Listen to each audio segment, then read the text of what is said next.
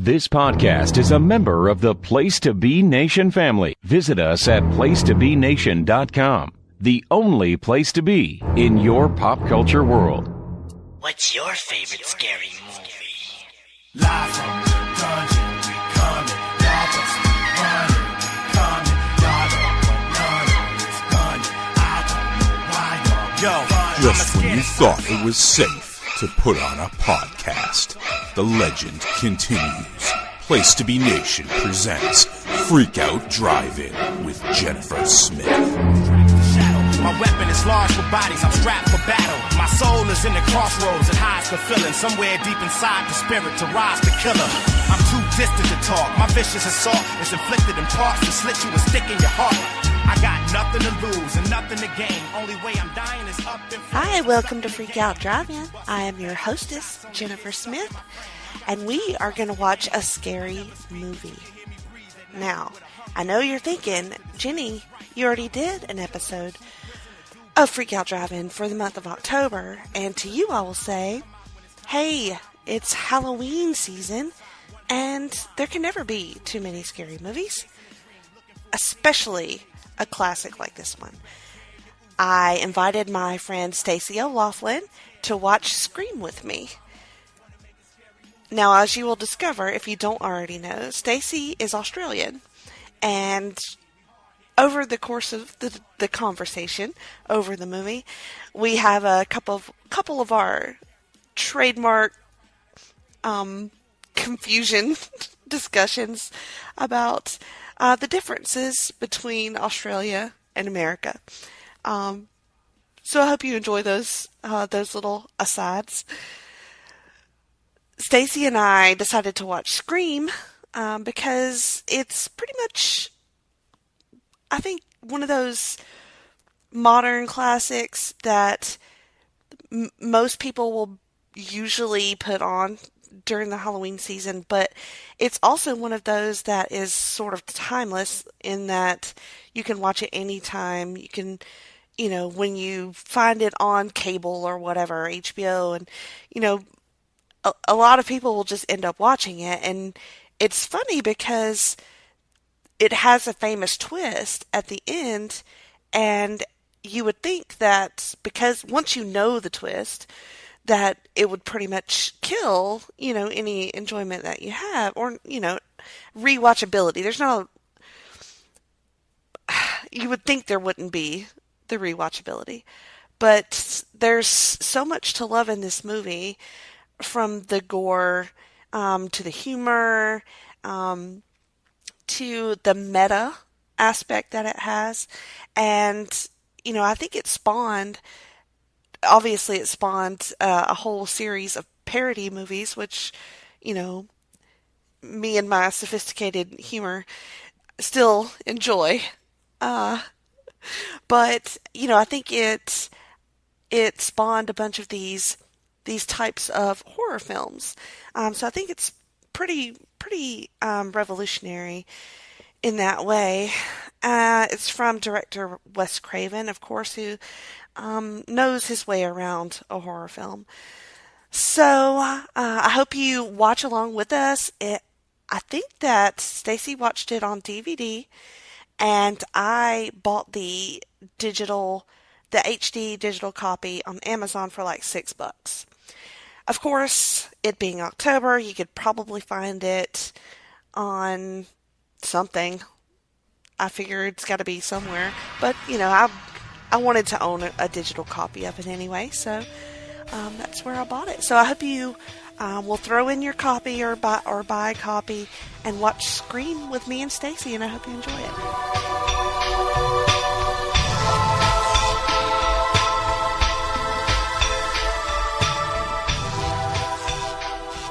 Alright, so we're going to watch Scream, Stacey. We are, Jenny. This is like a modern day classic, isn't that right? It is. It really, really is. It's still one of my favorite horror movies. It was just so, I was about 14 when this came out. How old were you when this came out? I know you're younger than me. Yeah, well, what year did it come out? It was like 96. Well, I would have been like 6 years old. Oh, So I fuck never. you. No, I'm sorry. Sorry, I apologize. But yeah, I was super young, so I didn't see it like when it actually came out. But when I got a bit older, I saw it as a kid. Do you remember? Not exactly, no. I would have been like a teenager at some point. I'm pretty sure I watched it with my mom. Well, see, a movie like this was interesting to see in the theaters with a lot of people. I can imagine. Yeah, so it added a little bit to the experience of watching the movie. Kind of like Blair Witch did. Oh, yeah. See, I never saw that in the movies either. Yeah, see? Missed out. That makes me sad for you. I know. I've lived a very deprived life. Mm-hmm. I only started watching horror movies in the cinema quite recently, like in the last 5 years or so. Mm-hmm. And most of them are terrible, so... But it is fun watching them in the movies, I agree. Yeah. Alright, so we have Drew Barrymore, of course, in the beginning part. You know, I thought she was really, really good. And it was shocking to see her die in the beginning. I didn't know that was going to happen. Yeah, I bet, because she was like the biggest star in the movie, at the time, as I understand it. And so, yeah, they did the old Hitchcock move of just killing her off straight away and confusing everyone. But it's this whole opening is so fantastic. It's so good. So good. Like, not just because they kill off Drew Barrymore, but the whole idea of it, you know, because introducing the phone call and asking questions and doing the trivia and the voice on the phone, which is just so good. And the fact that they drag out the reveal, drag out the moment when you see the killer for the first time, because they just tease it constantly in this scene. This scene goes forever. It does. I love that about it. Yeah, right? And every time she looks in a window or opens a door or turns around or enters the room or the camera switches, you get oh, is this it? Oh, is this it? No. And they just keep dragging it out, but in a way that doesn't, diminish when it finally happens. Yeah, and the house, to me, is like a secondary character. They do so well, leading you all throughout the rooms that, I don't know, it adds so much texture to this part. And the long tracking shots. Yeah, the tracking around the rooms. And the big glass windows in the back and everything. You're just waiting for something to appear there all the time. And and the popcorn, slowly starting to cook. And, you know, it's, everything. So good. I have a feeling that we're both going to get caught up watching this, for long stretches. Yeah, and I just watched it, the other day to prepare for this, but I still wow. But it's a really, really good opening scene, and for a scene that is this long, it really does go forever. They really just ratchet up the tension so well without making it lame, because I find sometimes in horror movies, when they tease it too much, when they do too many, pretend things and jump scares and stuff, it's they cry wolf too many times. Right. And so by the time it appears, you're just yeah, okay, who's this one? But it doesn't happen here. You just keep waiting and waiting and waiting. And I think it's because of the conversation. I think it's because he's on the phone and they're having a conversation that, keeps it interesting and distracts you from, the constant, teases and teases, and it just, keeps it flowing. It's terrifying that, it's scary enough to think of being just, ambushed in your house, but to be, toyed with and played with the way that he just, basically mind fucks her before he actually kills her. Yeah, and really as the conversation... And as the conversation goes along, and, the more he says and the creepier he gets, she sort of, slowly realizes that he actually... this is real. It's because at first it's it's whatever, this is a joke, I'm going to hang up. But hanging up doesn't work, laughing it off doesn't work, and he just keeps going and going, and then she just ends up completely terrified. She's already crying. Oh gosh, she's losing it. Yeah. When she turns on the lights and he's sitting out there. Yeah. Oh gosh. She does such a good job. this is happening? But then she's like, oh my god, I can't go outside. Bitch, just run. Yeah. And that's the other thing. Like, even in this conversation, she already like mentions the fact that like, oh, I hate horror movies because they always just run up the stairs when they should be running out and calling the cops. Like, it's so stupid. And then because of how well he's terrifying her and how well he's like setting her up here, she ends up locking herself in and running up the stairs. Right. She plays it out.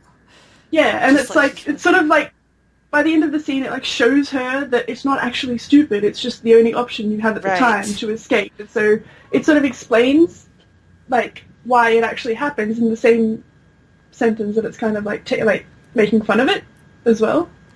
Because that's the thing, this whole movie, like, they spend the whole thing, like, breaking down horror movie tropes. Right. And sort of poking a bit of fun at it, and like, but at the same time, it doesn't take away from them when they actually happen in the movie as well, and it's a satire on horror, but also a good horror movie at the same time. Exactly. Yes, that's exactly right. And then once they do the parodies of this, the parodies like of the scary movie parodies, it just doubles up on all that. Like, I love those parodies too. Oh man, I haven't seen Scary Movie in so long. It's been a long time, but that shit, I mean, probably parts of it doesn't hold up, but I have such a, like, base sense of humor at times that, yeah, you I can see that fucking working for me still. And, and then plus, like, you remember, like, times where you watched it, and then that was funny, so you, like, are laughing about the memories as well, if that makes sense. Yeah. The memory of watching the movie. And that's kind of like this movie. Yeah, I remember the experience of being in a theater, and I think we had like a group of people watching it together, and it just adds to it. Oh yeah, see, that'd be cool. Yeah, me and a couple of my friends, we are like the little horror movie crew, and we basically go and watch like every horror movie that comes out in the movies now, and yeah, we have done for like the last. And yeah, and it's so much more fun watching them in the movies and with people. And it's because one of my friends, she's absolutely terrified of horror movies, and she spends the entire movie like hiding under her jacket and not watching it. And so we go and watch her watch them because it's funny. And then my other friend, we're like too cool for school, and we're like, no, I'm not scared. And so we just sit there and make fun of the entire thing. And that's just, and my friend, and so that's sort of how we watch it. And you never get really scared? I never get really scared, I've got to be honest. Like, I don't mean to sound all, like, macho when I say that, because I'm really, really not. I am a famous wimp. But when it comes to horror movies, no, I don't super get scared during them. Like obviously, like, I get startled, like, if it's, like, a jump thing that comes up. Mm-hmm. But I don't sit there shaking and getting really super scared from them, really. I tend to, like, appreciate them and sort of, like, and if I think something is a really scary part or it's a really good, like, a well-made part, I'll end up laughing more than I'll end up being scared from it.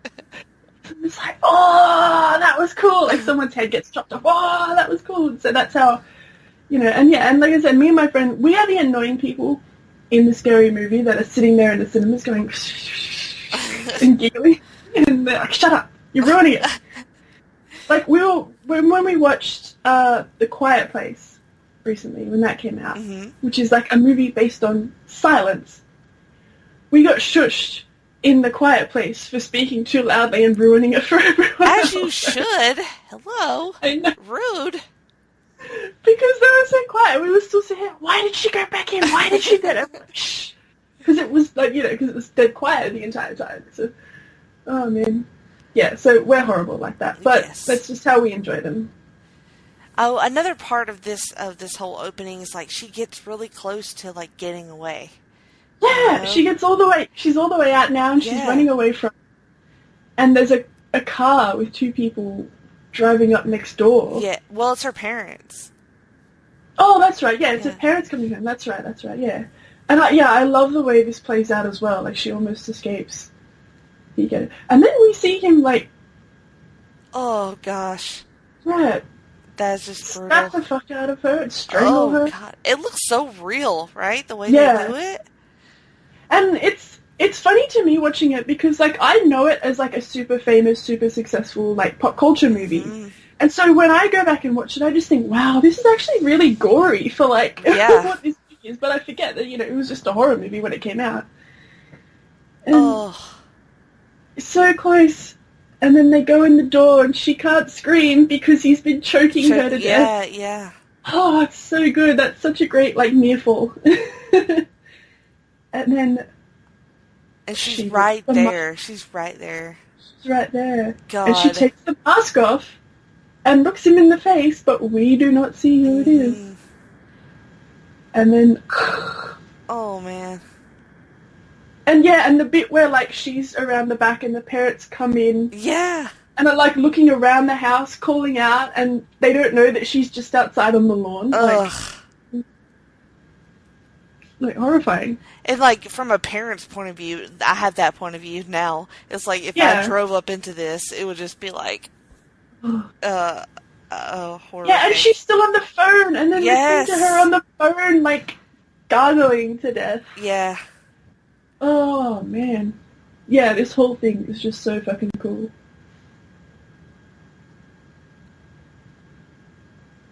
She says, The parents- the mom says, oh my God, I can hear her. Because she's still, Yeah. that's rough.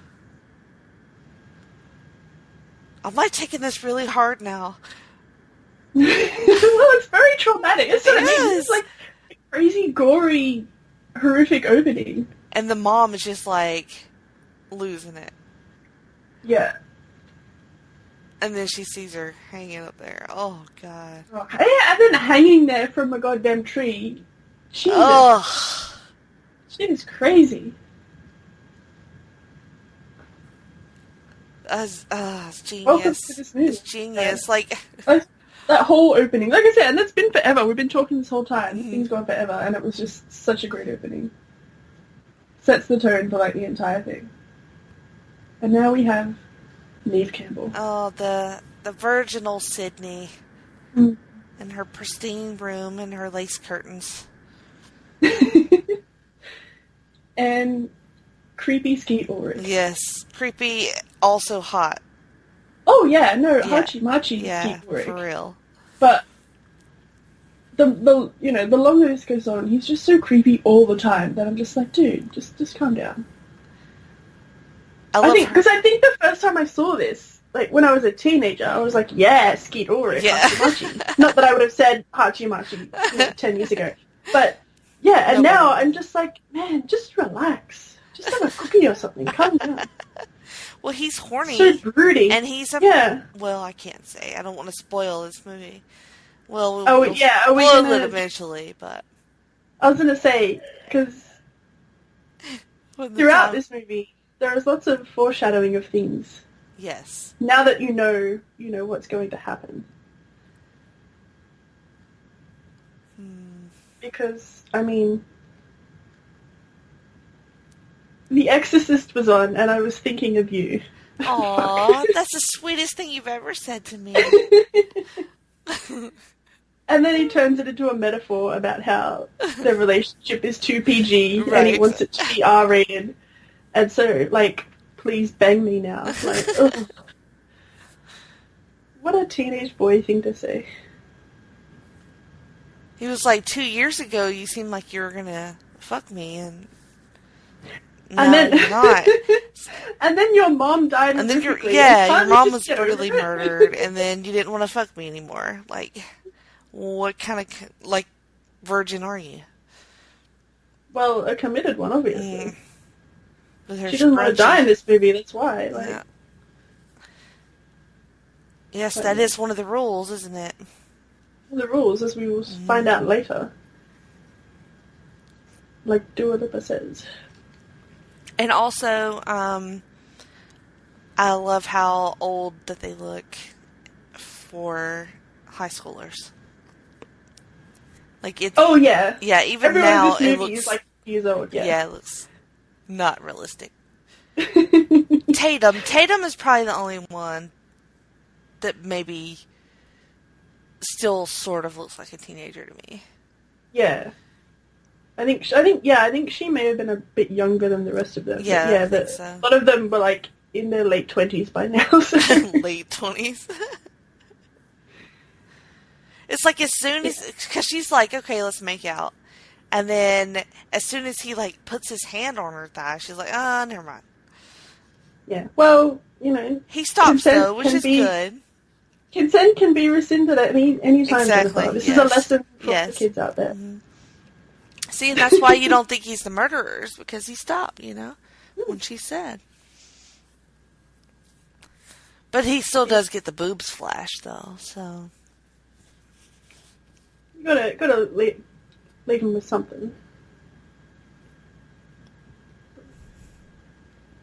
See, I just watched 10 Things I Hate About You, and there was a boob flash in that too. Yes, there Apparently is. It was the go-to move for the teenager in the 90s. It makes sense, right?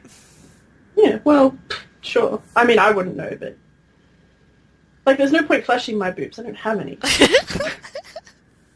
It'd be a futile gesture. Well, you have been to New Orleans, so... there might have been some boob flashing that night, right? There may have been. But, what happens in New Orleans... goes on all the podcasts at PTBN. Yeah. Stays between everyone not named Scott Criscola.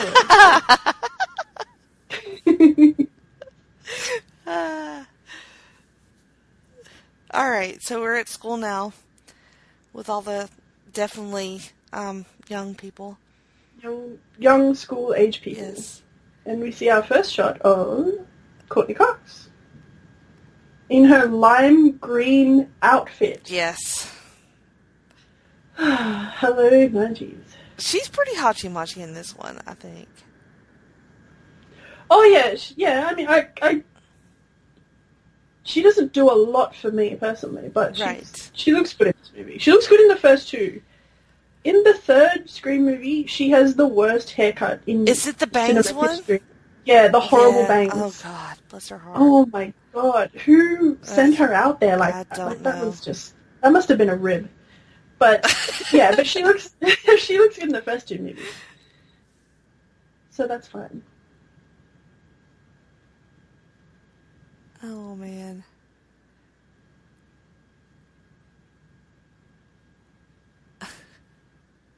She's staring at the dead girl's empty chair. Devo.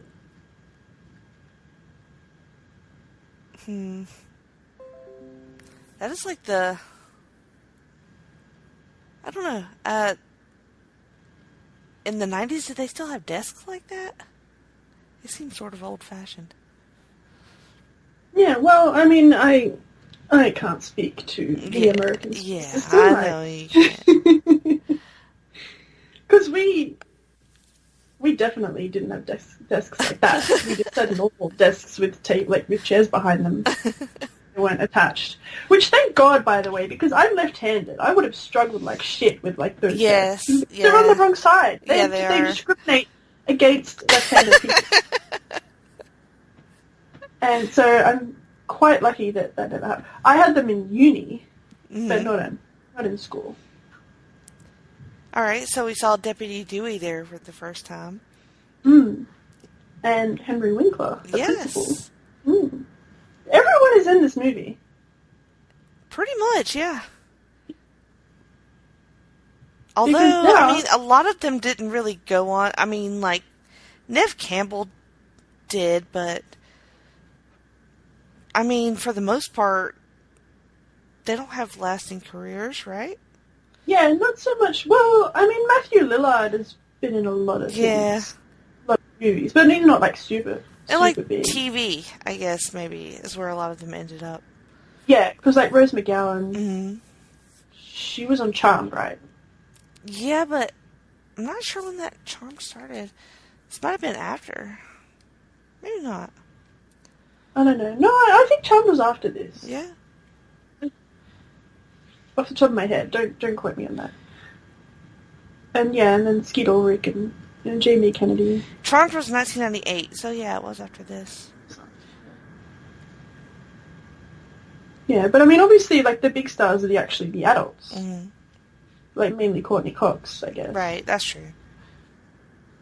And of course, you know, Deputy Dewey had some fame in WCW, I think. Yeah, well, that's former WCW heavyweight champion of the world, David Arquette. Have you actually seen that when he won the title? I have not seen that. I've heard many podcasts about it, but I have not. Well, I say many podcasts. I mainly mean Tony Schiavone talking about it. But no, I have not seen it. And yes, I will watch it one day. Actually, now that I've said that, I actually haven't watched the match where he won the title. Really? I haven't seen a lot of WCW in general. I haven't seen a lot of, like, the late 90s trash stuff, to be honest. So, And I mean, I really have no interest in watching it as a match, so I just haven't got around to it.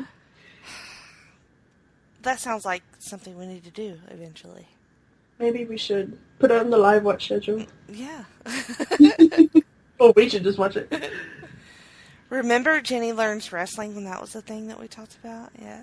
Yeah, I'm so glad that we did that. Yeah. I'm so glad that we talked about doing that and then did not. Well, it's just, there's too much life. Yeah. I'm, like, struggling to write my one Divas thing every week. So I have all week. But yeah. And you've got, like, 58,000 million podcasts at the moment. Approximately, from what I understand. Approximately. Mm-hmm. Just round it up. Yeah. Yeah.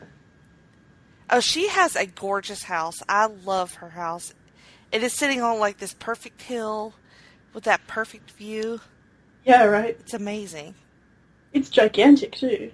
And they don't spend a lot of time in her house. It's kind of like a waste of a location. Yeah. The waste of a great house. Mm-hmm. I'm weird, though, because I get into that sort of thing, like, in movies, and, like, I'm real, like, aware of the houses in the movies. Fair enough. Even though it has god-awful wallpaper. Yeah, well. Still super nice for the 90s. Oh, yeah, no, absolutely. And this is where she turns on the news and we learn about the backstory. There's always a backstory.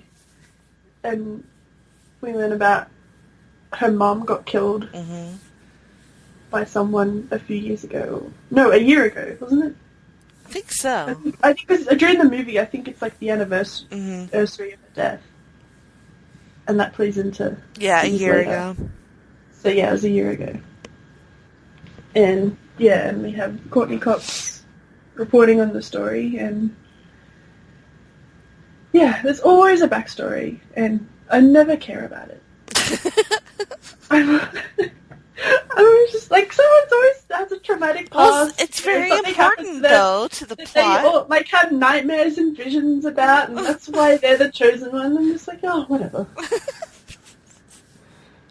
Honestly. And she's so distressed that she just lays down and falls asleep. Has a nap. I can relate. Yeah, you know? See, here I can relate to this. It's 3 o'clock. I better have a nap. That sounds right. Pretty much. Such a pretty shot there.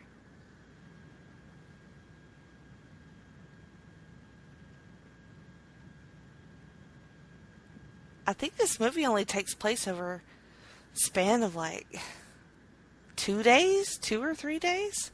Yeah, it's a very short space of time. Because I think it is 2 days. Because I think it's today and she tonight. Spent this night, and she's going to Tatum's this night. Is that right? And then they do the party the next night. Yeah. Yeah, it is. Yeah, that's right. So that's it. If you were going to be any character in this movie, which one would you be realistically? Which one would I realistically be? Yeah, which one? Probably, like, Courtney Cox's cameraman. In the sense that he's just minding his own business, and then as soon as he comes within the vicinity of the killer, he just dies straight away. That's it. I have zero survival instincts. I would just die. Yeah. I like Who would you be? I would probably be Tatum. Yeah. I see. I can see For it. what reason? Huh? For what reason? For what reason? For what reason? Sarcastic, bitchiness. Fair enough. I'll pay that. And also, like, dying in the way that she dies is, like, the most ridiculous. Oh, yeah. Yeah, that's really good. I can see that happening. That's a good death scene. She's There are a lot of good death scenes. Yeah, there are a lot of good. But she's, like, she's so sassy. That her whole death scene, she's so sassy until she dies. Yes, that is exactly how you would do it too. Someone would be stabbing you, and you would be like, "Dude, come on, you can do better than that." That's exactly right. Yeah. She plans the party, right? She dies going to get alcohol. So there you go. So this character was based on you. Yeah, she's based. It's a true story of my life. Wow. That's amazing. I never knew that fact about this movie. Right. Yes. It's Cool. We got scoops. We got scoops here on the Freak Out Drive-In. I'm actually a ghost. I'm the ghost of Tatum. So my secret's out now. Ghost Tatum. Well, here we go. Things are being revealed here on this podcast.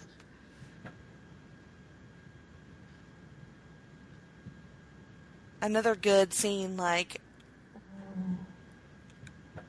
where you see the way that he's playing her, the way that he played Drew Barrymore in the beginning. Yeah, exactly. But she seems a lot smarter to me straight away. Yeah, well, that's the thing, because, I guess because her mother got killed and she's sort of like, like her survival instincts do kick in, and she's, a lot smarter about it and gets it. And that's the thing I like about the killer in this movie is that he's very, very human. If that makes sense. Like, he's got the scary mask on, and he's scary in that sense because he's got the creepy mask on, the hood, and you can't see it, and also, the creepy voice, and he's trying to kill you. But when it actually comes to, like, being in the same room with him, he's very, very human, and he, like, runs and trips over things and, like, flails around, and he misses, and when he's actually chasing them, he's very, very human and very, not vulnerable, I guess, but, like, he's just like another person who happens to be, like, chasing after you, trying to stab you, and it sort of shows that, like, a normal human being doesn't have, like, supernatural abilities to kill you. It's just someone running after you with a knife trying to stab you. And sometimes they miss, and sometimes, that you're in a fight and it doesn't work out like that. So I think every single, like, death scene, it involves the killer, like, tripping over or, like, fucking up in some way. And I think that's really, like, I actually like that about it, how human and it feels like an emotional kill, like, as opposed to somebody like Michael Myers or like Jason, who is sort of robotic and trying to chase you. This guy seems frantic in it. Like, there's a reason he fucking wants to kill you.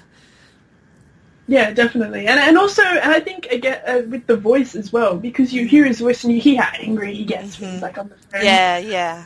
Kill you. Like, and so, yeah, it gives it a lot of emotion. You're right.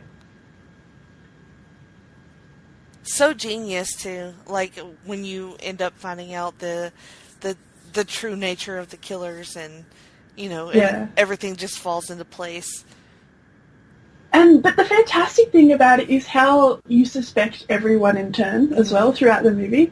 Like, there's these moments because, like, this chase just happens here, and then, she's being chased by the killer, and then the next minute, Skeet Ulrich climbs through the window, and she's like, oh my god, he's the killer, and you think he's the killer, and then she runs out the front door, and then Dewey is holding the mask up, and you're like, oh, and she's like, oh shit, and so these things happen throughout the movie that make, someone be suspected at every turn, or make us suspect them, even if the other characters don't see it, like little moments that happen that will come up soon enough.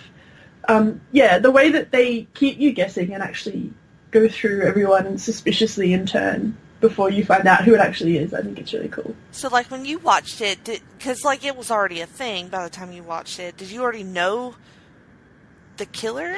Or was it a surprise to you? Yeah, the first time I watched it, I wouldn't have known who the killer was. Okay. So I feel like it was pretty much a not well-kept secret, like I felt like, maybe it's just because I'd seen it, but I feel like everybody already knew by that time. Well, I think I'd heard about the movie, but I don't think I knew enough about it to know who the killer ended up being until I actually watched it. So I think it would have been a surprise to me the first time. Yeah. Which is nice, which is the way you want it to be. Exactly. Oh, there I am. I do like David Arquette quite a bit in this movie. Yeah, I do. He's, look at his dorky little face. Yeah. And see, that's the thing about David Arquette. Not only is he a former WCW of the world, but him and Courtney Cox met on this movie, and they ended up getting married, which basically puts David Arquette. I mean, look at this goofy face with his mustache. Like it puts David Arquette in like the punching Hall of Fame as well, because. Like punching above his weight, I mean. Because, look at this woman, and this dork ends up with her, and they get married, like in real life. Right. But yeah, he is really good in this movie. I enjoy him in these movies. Well, there's Stacey the cameraman. There I am. Just doing me job. Just try not to get killed. Oh, wait, never mind. Just wandering unobtrusively in the van so nobody tries to kill me, but then accidentally getting killed anyway. So that sounds pretty much like what would happen to me.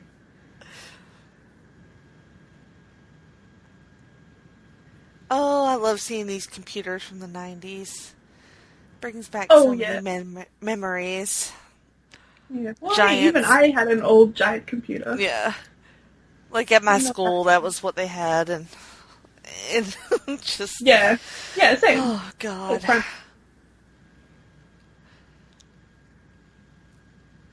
But yeah, and I like, how they do this. Like, Skeet Ulrich is so creepy all the time, and then he gets suspected and arrested for the murders, and so you're like, well, it can't be him. Mm-hmm. It's too obvious. Mm-hmm. He's just... And then you get all the misdirection that happens from this point forward. Because he looks like he's telling the truth. Like, you do want to believe him. Yeah. You believe him, but at the same time, like, because he's, like, got that look on his face, you're like, oh, maybe he's creepy, but then... but then you're like, well, yeah, believe him, and then, Alright, go to work. Yeah, Courtney Cox is really good at this, too, because, like, she is really good. So annoying. In a good way. Yes. In a way that she's supposed to be. But you could see exactly why Neve Campbell wants to punch her. Kenny comes to the van and says, are there any donuts in there? See, again. Yes. I literally have a packet of donuts in this room. As we speak.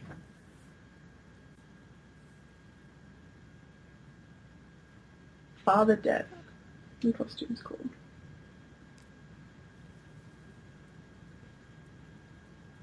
Oh, man. Poor Sid. She don't even know how bad it's about to get.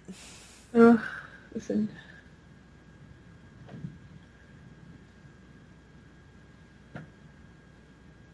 Have you ever gone as the ghost face from Scream for Halloween? Okay. I hate to do this now, because we always do this seemingly every time we talk now.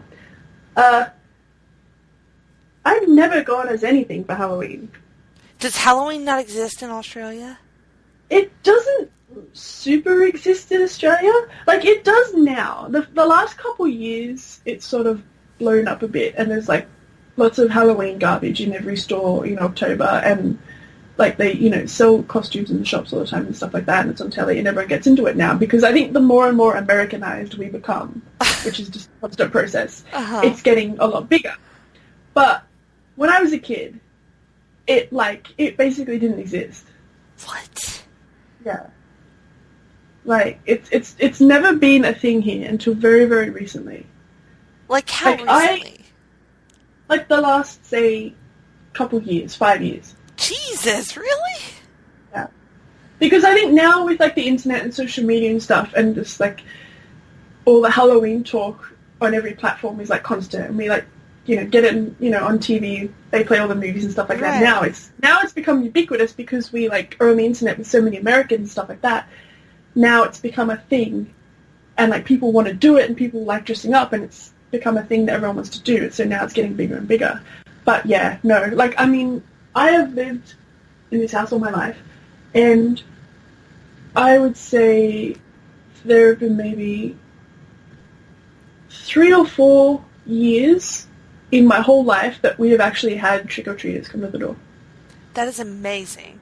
Max. Yeah, like, half the time I buy some, like, chocolates and lollies and stuff in case someone knocks, and then no one ever does. Then you have to eat all the chocolate and lollies for yourself. That's rough, man. That blows my mind. Like, I did not even think to ask you that, but, like, I'm glad that I did because that is insane. Yeah, that's it. Like, you wouldn't be aware because, you know, like, Halloween is so ubiquitous in America now. It's constantly, as soon as October starts, all I see everywhere is just Halloween stuff. Now, it's like a whole month. But, yeah, it's not super big here. Like, it's starting to get that way now.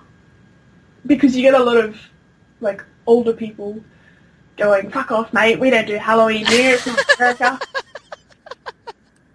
Like, seriously. Such a welcoming people. But, so, have you never dressed up? I have dressed up for things, for, like, themed things. But I can't think of a specific time that I've dressed up for Halloween. Wow. I'm pretty sure I haven't. The only time I've dressed up is, like, dressed up for, like, a themed party or something. So, yeah, I've never had to dress up in, like, a scary... So, do you have plans to dress up this Halloween? I do not.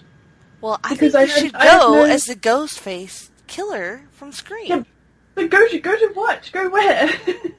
You should go trick-or-treating. You're tiny. You can pass for a child. I'm tiny. You're tiny. Babe, I'm 5'10". 28 years Whatever, old. you're a tiny, large male child. But you'll be covered up, so nobody will know. It's so funny you say that because, like, I actually do. When I'm 28 years old, okay? I'm very much an adult.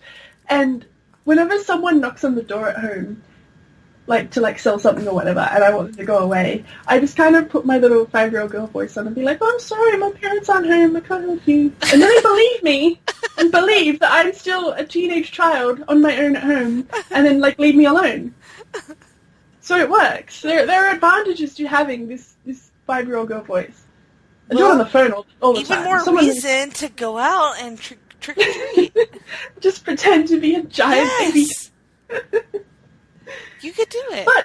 But speaking of Halloween, I'm not dressing up, but I am going to something Halloween related, and that's what I wanted to tell you while we're doing this today. It's the afternoon now, actually. It's tonight, me and my friends are going into town to see Jamie Lee Curtis live and in person doing, like, a Q&A thing and then premiering the Halloween movie in Sydney. Really? Yes. Well, fuck. That's awesome.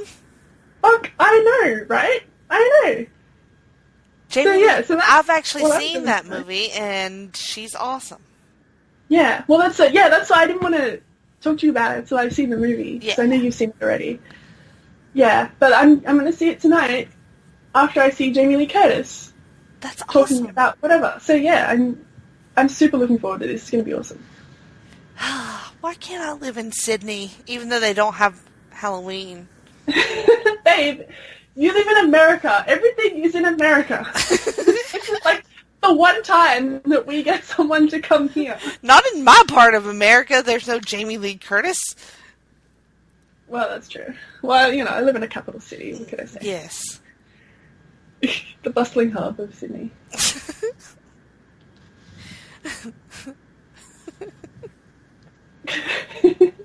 Well, it is. Always think of Finding Nemo. What? Always think of Finding Nemo. Yeah, pretty much. Yeah. That's a pretty accurate representation of what Sydney's like. I believe it. Well, first of all, we're in cartoon. Everyone's been drawn. Right, yeah, obviously. We're all animated. And, yeah, there's a shark called Bruce. We say hi to him. He's cool. Okay, we're not talking about this movie at all. So, Sydney punched out Gail Weathers in the face in an awesome scene. And then she gets another creepy phone call at Tatum's house when she's spending the night there.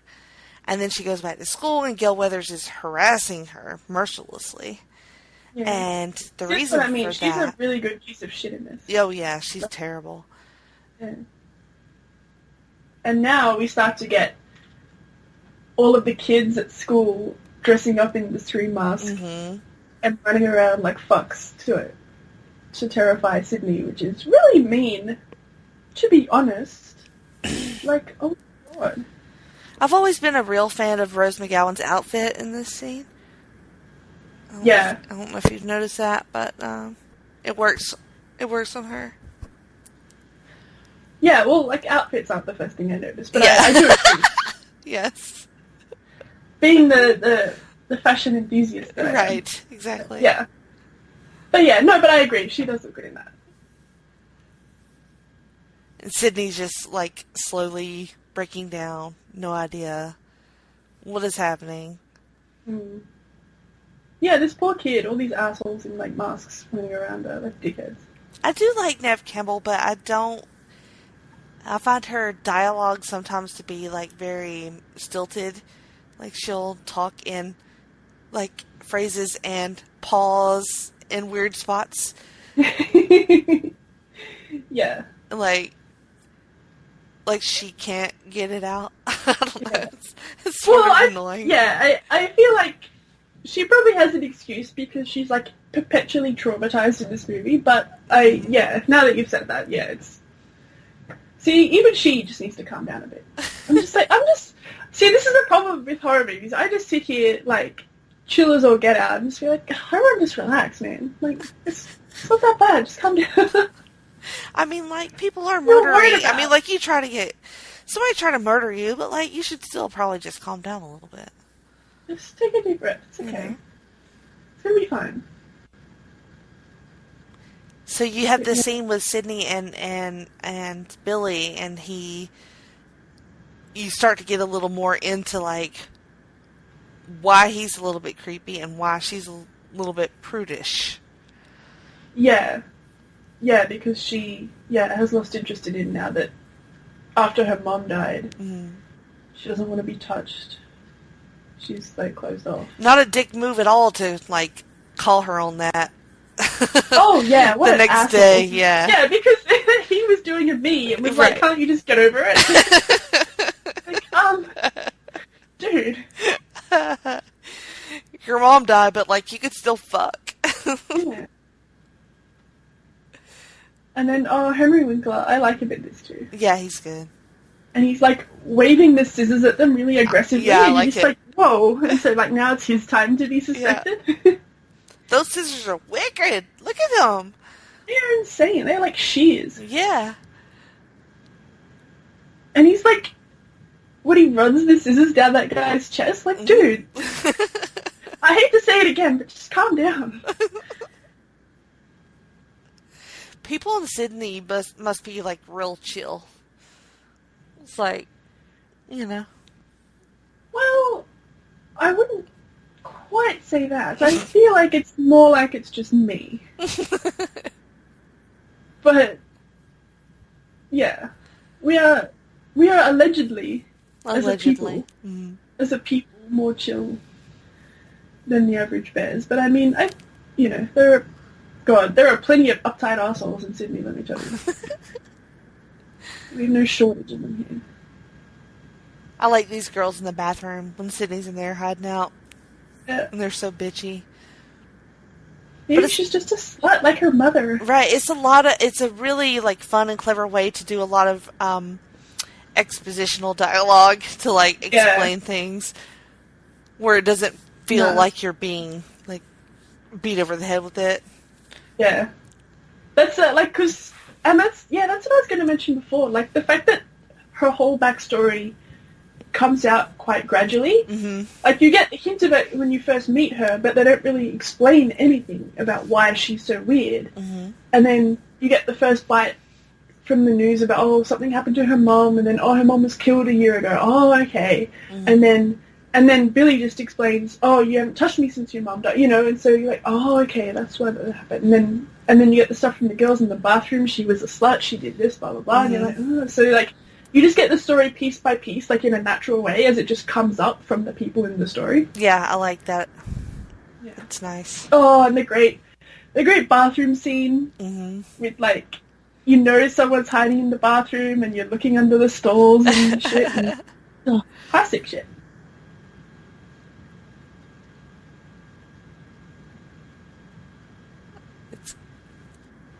Is someone there? Yeah, that'll work. You can't ever ask that. Yeah.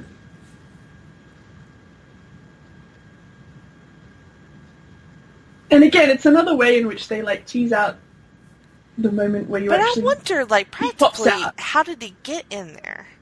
Because, like, we followed her in there. He wasn't already in there. Wasn't he? Or was he? Or was he? Maybe he was hiding there the whole time. But, like, how would he know just waiting for the exact moment when she would go to the bathroom. Maybe that's when Billy accosted her outside the bathroom so that she would run in there. Because he would upset her on purpose. Exactly. See, it's all... Because, like, there was no way he could have got in there unless he was already in there. No, I think you're right. I think it was an ambush, and the other killer was hiding in the bathroom already, and he, upset her and lured her in there. Which is actually super clever. It is super clever, and I've never thought about it ever before. Me either, but now that you say that, that makes sense. That explanation makes sense. And they have a lot of chemistry, Dewey and Gail Weathers. I know, they're so cute together. They really are. To be honest. He's such a little dog with his little mustache. And she's just so, like, seductive and... Yeah, she has the power. Full of shit. Yes. Do you work out? Yes, for my wrestling career. For my wrestling career of the future, at this point.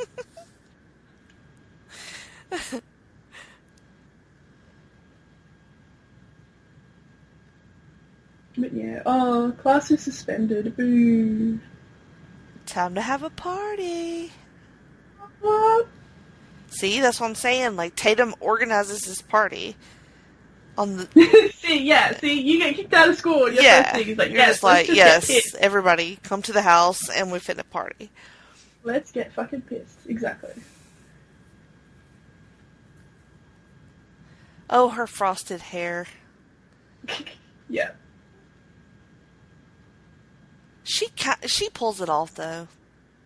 Oh, yeah, no, she looks good in this movie. Like I said, the first two, when he gives her that, you think he's gonna be, like, say something to her, then he's like, you look much prettier in person. Aww.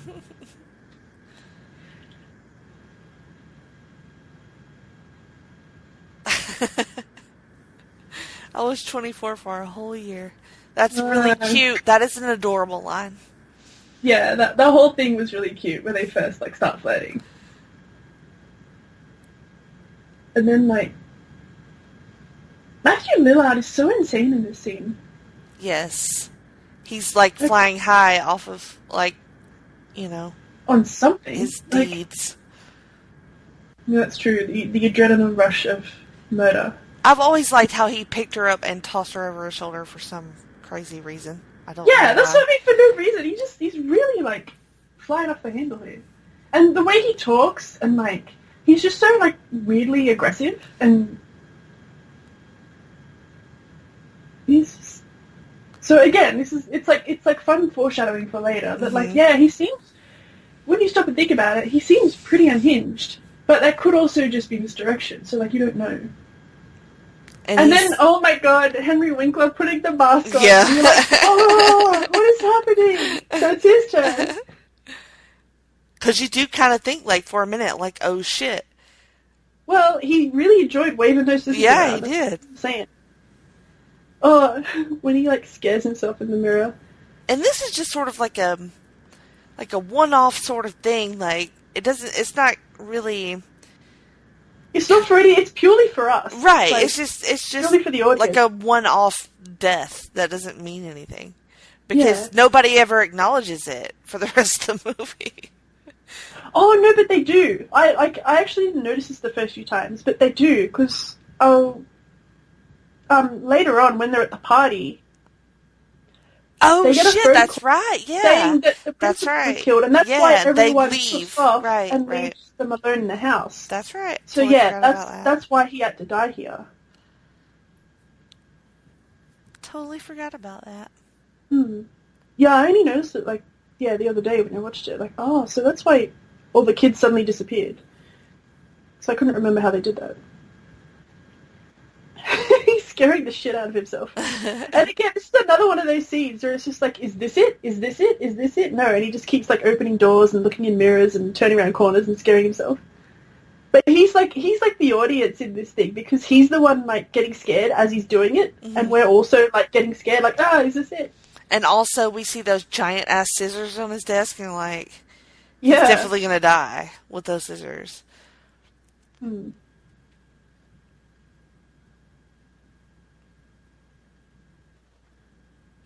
Oh shit! Oh.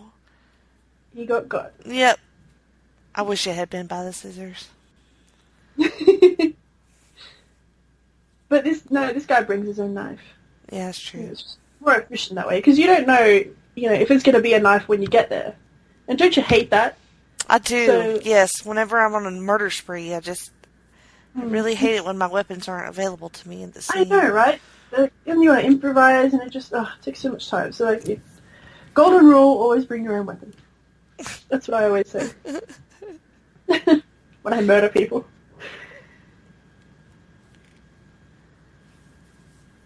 Then you get this whole, like, Cotton Weary, which I think is a bomb-ass name. I've always loved that name. Like, who came up with that name? Well, I don't know. To name somebody writer of the Cotton movie. is great. I don't know why. Cotton. Um, It doesn't sound as good when I say it, cotton. yeah, it's not Cotton. great. But cotton weary is a good Gosh. Don't do Jenny voice better than Jenny, okay? that wasn't my thing. It was just being, like, American in general. But now that you say that, No. I am Jenny. See, that's all I can do. I can just get you saying your own name. That's all I got. So I can't sustain it after that anyway.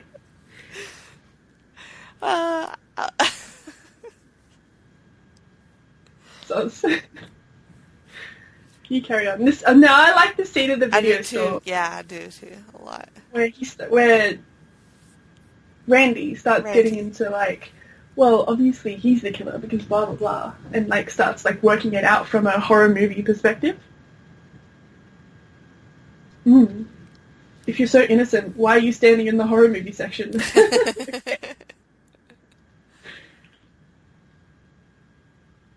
And yeah, and again, like, Matthew Lillard is just so extra. He is.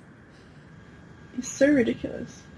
That's what I mean. Like, and you watch him and you just think, well, he's he's way too crazy to be the killer. Mm-hmm. Like, he's too much, and that's what sort of lures you in.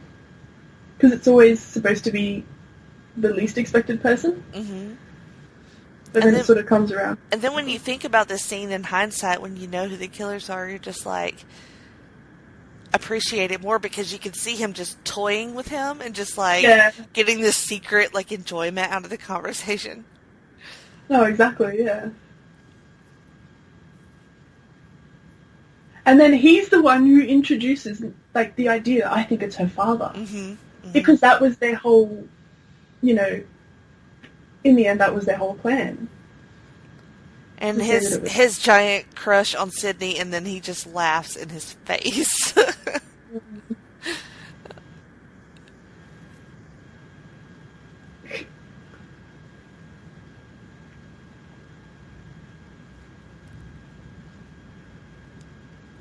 I love how he points out that his body will come popping up in the last reel somewhere, talking about her dad.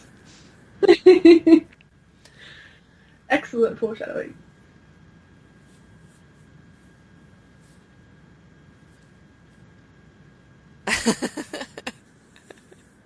Everyone is a suspect. Well, it's true. Oh shit. And then Billy shows up looking again, super creepy. Creepy shit, man. And yeah, and like you said, now in hindsight, when you look at them both, like, ganging up on him like this. So good.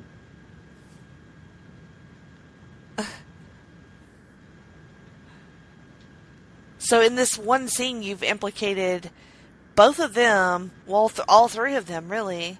And all three of them, and the dad. And the dad, so... It could be, and at this point, it could be one, you know?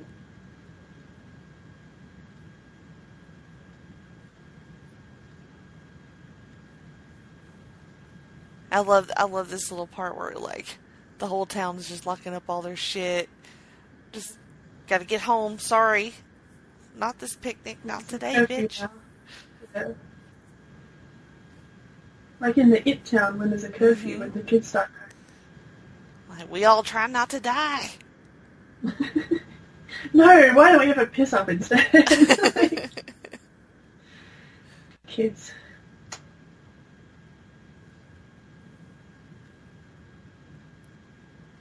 Meanwhile, they're just going shopping for snacks for the party. Yeah, let's just go to shops. Yeah.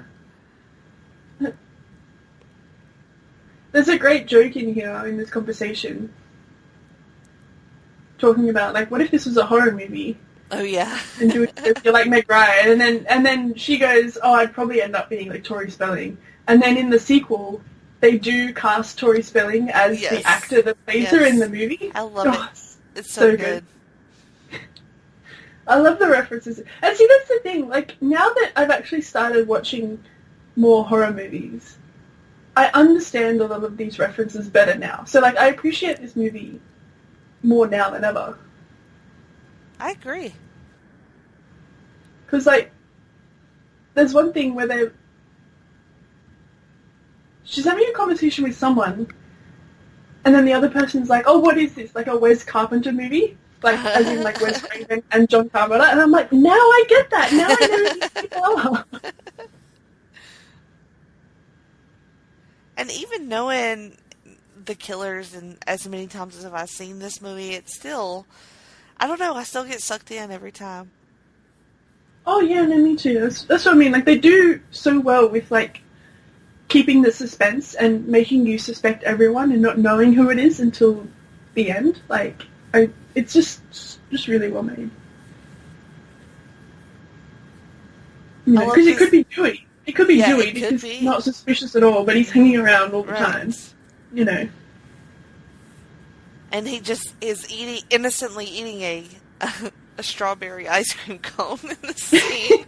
It's just like so unnecessary, but it just adds this touch of like ridiculous. Because they're like police officers having a discussion about a case. Yeah, just rando eating an ice cream cone in a smoker. Like, sure.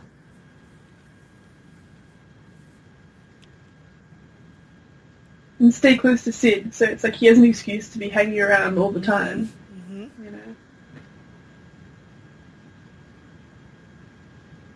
I'm trying to think if I ever suspected him. I think I probably did. Even though I found him like super charming, like that could be, you know, an act.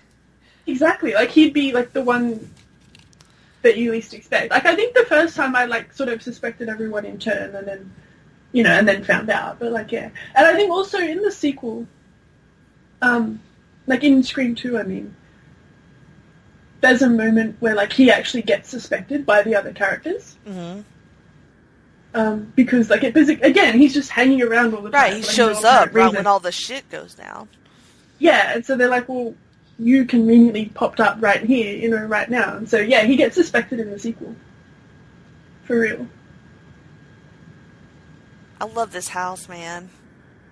Yes. See, lots of good houses in this. Lots of good stats.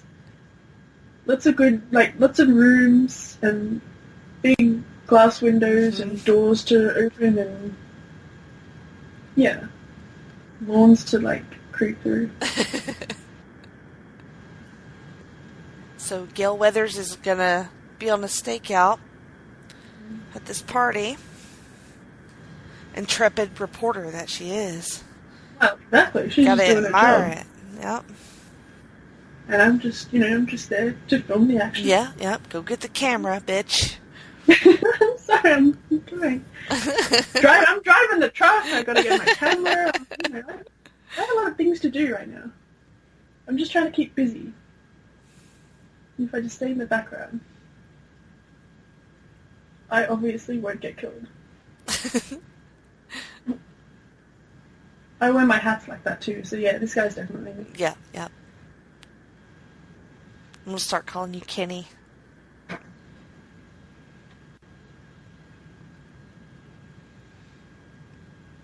How come Jamie Lee Curtis is in all these movies?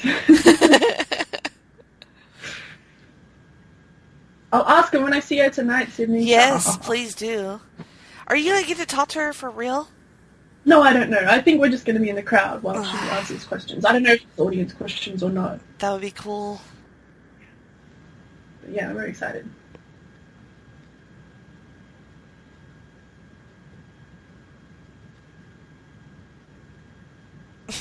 Boys being boys. And then, like, Dewey is so, like, not reading the room that he just brings Gail into the party. Yeah. Sydney's there. He's just so enamored with her, like, ugh. So do you think, okay, I mean, yeah. Do you think, which of the killers do you think ends up killing Tatum? Do you think it's... I worked it out last time I watched it, and I've forgotten. When it gets into it, I'll figure it out. Because you can figure it out by, like, who's in what scene next. Mm-hmm. I just can't remember. Well, so, like, he's there in the room with Gail. Yeah, no, I think it must be Billy, because Matthew Lillard is in the room with all the other kids as this is happening. Okay. Right? Like, and then she goes down into the thing. But Billy's not there yet. Okay. Isn't he? And so he first comes in here and does this and kills her in the garage. And then comes around and turns up to the party. All right. There she is going in the garage with her erect nipples showing through her sweater. Yep.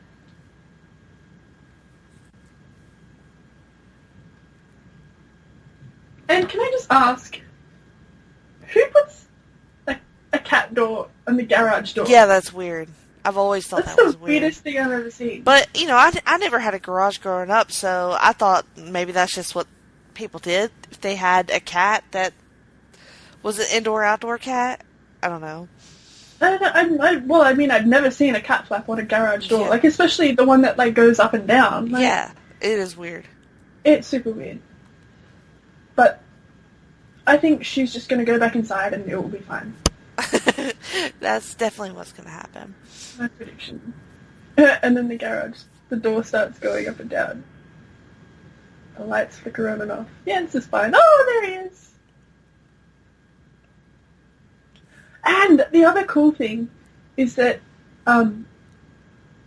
when she's like, "Oh, is that you, Randy? Like, stop fucking around." Because before, when Sid was on the phone, when she picks up the phone and the killer starts going on, she's like, "Randy, stop fucking around." She thought it was him. Because he's like the horror movie aficionado. So like when this happens, they're just like, "Oh, it's just Randy fucking around again. He always tries to scare us." And so it's like, oh, but they always think it's Randy. So he becomes another suspect, you know. She's so sassy. Yeah, she's still...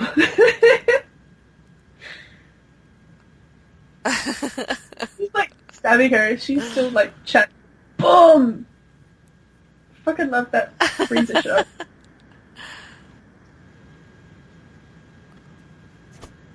Yeah, you've got bottles there. Just glass him. Yeah. She doesn't know it's real till she gets cut. Oh. Yeah.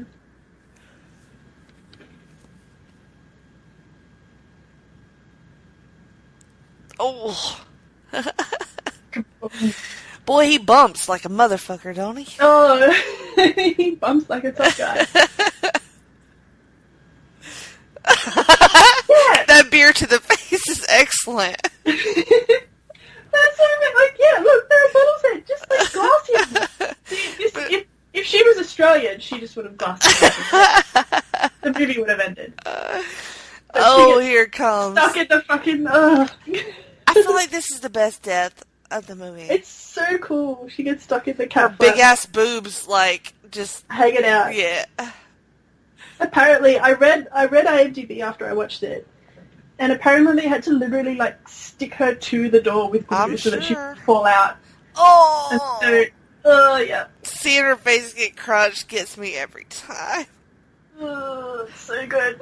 It reminds me of the one in Final Destination. Yes.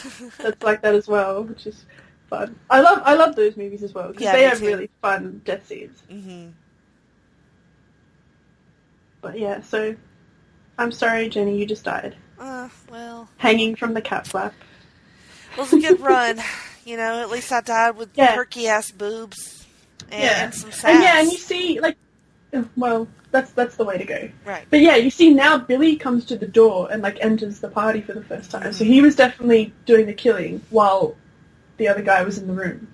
So it was Billy who killed Tatum. And it's like he didn't care at all. Like, I always wonder about him. Like, he knows that Tatum just died, but he just doesn't care. No. He's fucking psychopath. Yeah. It's just, he's just totally fine. Well, yeah, they're quite unhinged, as it turns out. He just hides it better than Matthew Lillard does. Yeah. Because he's just outwardly insane. And why does Sydney go up there with him? Like, she's a fuckwit. It's like the last interaction you had, you know, he was an asshole. Yeah. You don't want to see him. And then he comes around like, let's go up to the bedroom. Like, yeah, like, no. Yeah, this is really stupid. And again, like, the fact that he is so aggressively trying to fuck her while she's, like, obviously not into it, like, the whole movie. Yeah. And now in hindsight, I'm just like, oh, man, yeah, he has no respect for women's bodies. Like, of course he's, like, fine with, like, killing people. Like, I mean, she does eventually consent. But it's after a lot of persuasion. Yeah. He doesn't see her as a person. He just wants to fuck her. And then murder her. You just lost your mum. Get over it. And he totally gaslights her into thinking that it's her fault. You know, yeah. You know. For not being available to fuck him when she's perpetually traumatized. Right. Yeah. Yeah. That's what I mean in hindsight. And again, like, even Matthew Lillard, when he's always really gross around the girls, and like he picks up Rose McGowan and like carries her around and stuff, and it's just like you see the way that they interact with women, and it's just like, like now, like that's what I'm getting now as I watch it now. I'm just like, yeah, neither of them. There's just these little hints of like misogyny, and I'm like, see. Plus all the murdering. Well, that too. Yeah, that too.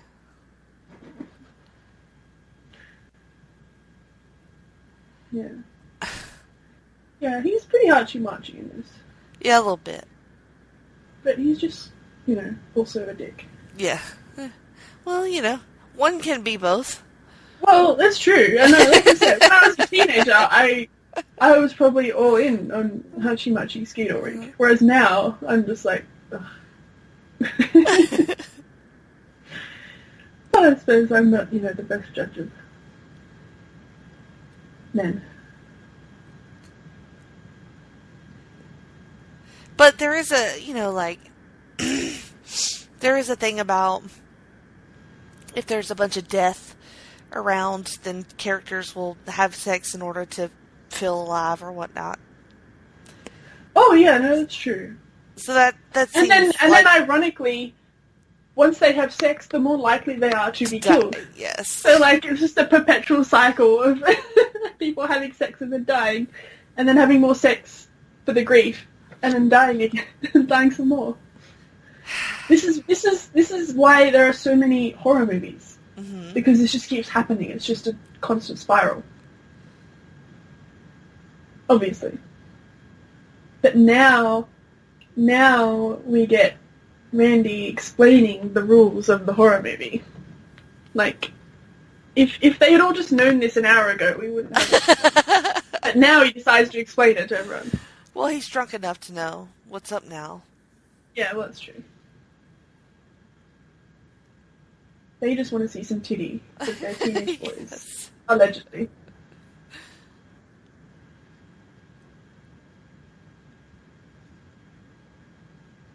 See, that would be me also at the party. If I wasn't dead Tatum in the garage, I would be there watching the scary Drinking movie. at the party. Yes. Yeah. No, exactly.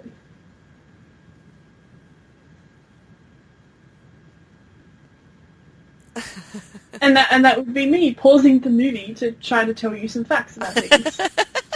When you all just want to watch some titties, so...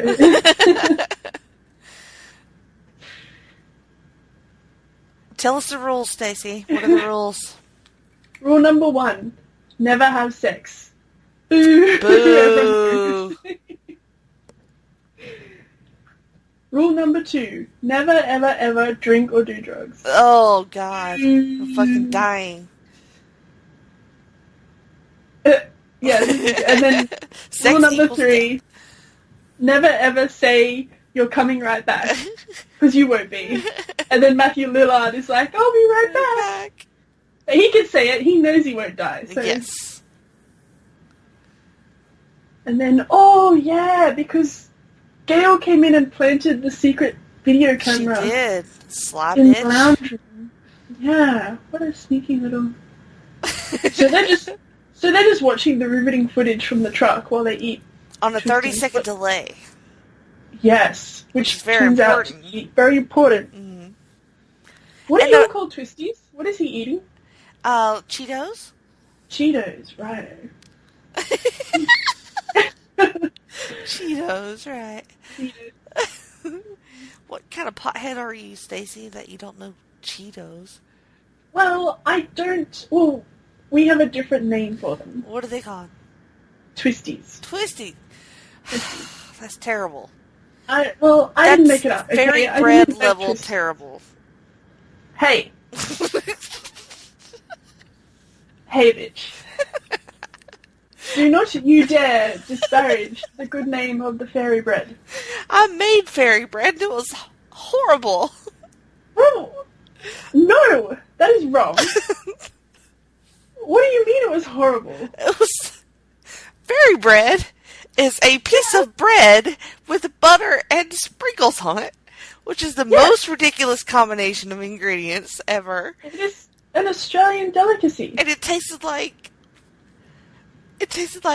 buttered bread with like crunchy bits on it. Like, that's well, it should taste like sunshine and rainbows and everything good. So you obviously did it wrong. I missed the fairy cum or whatever you need for it.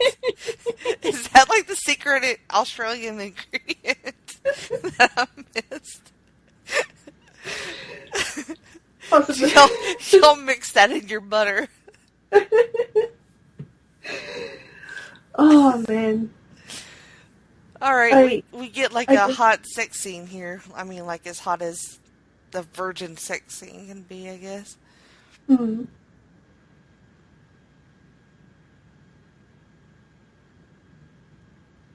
While everybody else drinks and watches movies downstairs.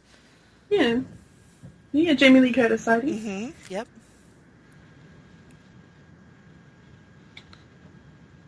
And yeah, and then here's where you get the phone call about the principal's being killed. Yes. Because the party had already like kind of thinned out, and these are just like the sort of stragglers. Yeah. And then now and then they're like, let's go and check out the dead principal. Yeah. Oh my god. Can't blame him for that shit. That is some cold ass shit right there. I probably would have done that shit too. Obviously, Henry Winkler was not a popular principal. Absolutely not.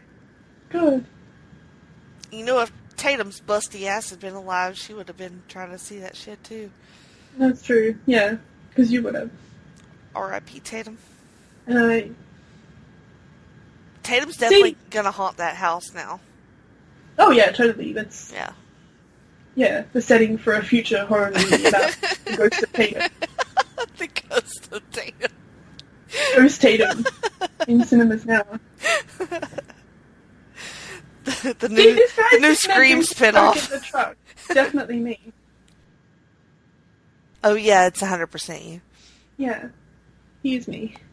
So yeah, all the other kids chuff off, and we just have like the main characters left in the house, except the dead ones. And then Dewey and Gail on a moonlight stroll down the driveway. Yeah, appropriate for this moment. I'm still mad about the fairy bread. You ruined the rest of the movie for me now.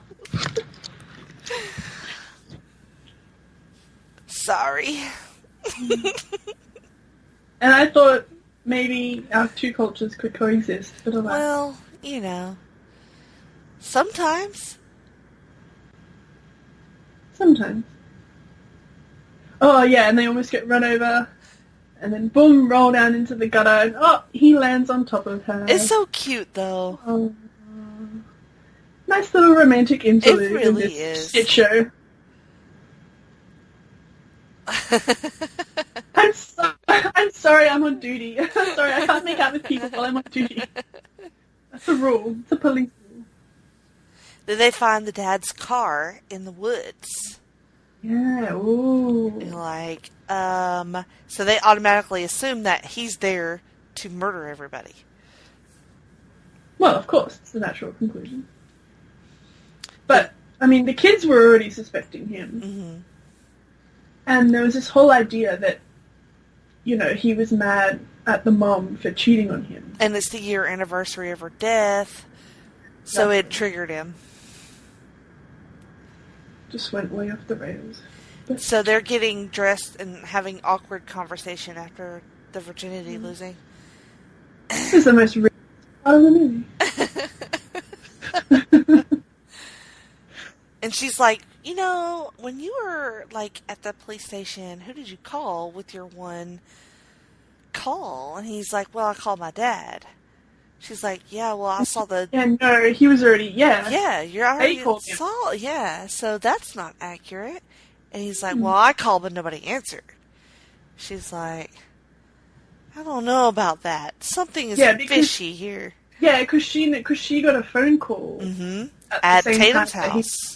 That he was there, and now she's figuring it out. Yeah, you're very hard to suspect while you're making that face, man. I wonder why she did that. And then she totally guesses it. Yeah.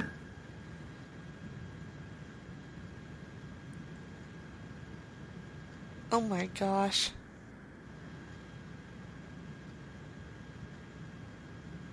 You could tell she just knows, you know? Yeah, she knows now. Even when she sees the other killer. So now you're freaking out because it looks like he's... Yeah. Oh, yeah, because, like, you think... And again, even here, like, finally, she's figuring it out, and you're just like, oh, it was him the whole time. But then the killer walks in, and you're like, oh, well, obviously it's not him. Like, you know, it's just more misdirection even now. Oh, when he, like, wipes the blood off the knife. I love that That's so part. badass. Yeah, it is. And then we get more doors and rooms opening and chasing. God, he sells like a motherfucker, too. Shawn Michaels bumps in. Yes! Yeah, that's what I mean. Like, and I love that he, like, flops and flails around so much and bumps so much. Because it, like, humanizes him. And you just... It reminds you that, like, underneath it is just actually, like, some rando, you know, teenager in a mask running around, you know. And it's like... also, like, pretty funny. Exactly, yeah. Oh my gosh. I would be dead right now crawling out the damn window.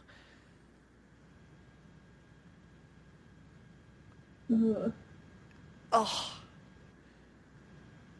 How she doesn't die from that fall, I don't know. It's the Mick Foley bump off the rooftop. She bumps good too then, I guess. That boat must have a lot of padding on it. Or whatever. There's a mattress on that boat. There you go.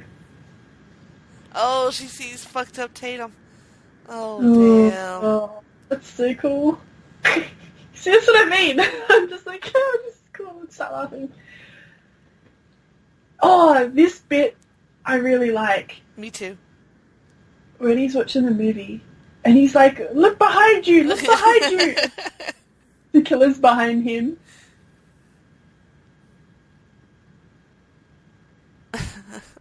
It's funny that he's, like, calling her Jamie, but, like, his name is Jamie. Oh, yeah.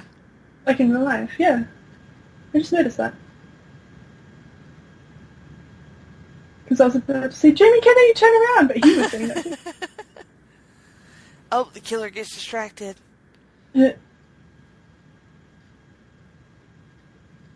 She can't figure out how fences work. Well, she's going through a lot right now. Stacey's sleeping in the van, eating chips. Yep. Still me. I've crashed. But yeah. So the fact that they're watching this on like 30-second delay. Yeah, it's so smart. I love that. You already know like what's happening. Right. Like it's already happened, and they're like going through it in like after the fact. Like oh. And you know he's about to get it. Oh. And then slash. Genius. Yeah. See, that's me. The minute I step out of the van, boom, I'm dead. That's, yeah. Oh. Lucky her denim jacket is so thick. Thank you, 90s fashion. That's a survival tip. You saved Sydney Prescott. More crawling out of things. And then he tries to follow her. Like, bitch, you were already outside the van. Why? Just go back out the door.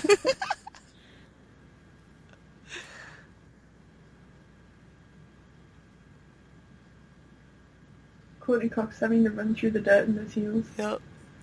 I think on IMDb, I think I read that it took like 20 days or some shit to shoot all this because they had to do it at night, obviously. Oh, yeah. And so they had to... It took forever. There's a lot to do. There's a lot in this scene as well. Like this whole, party scene, I guess, goes for ages. So many rooms and all that shit. Yeah, and like going, running around outside and then back in and then out and in, and everything.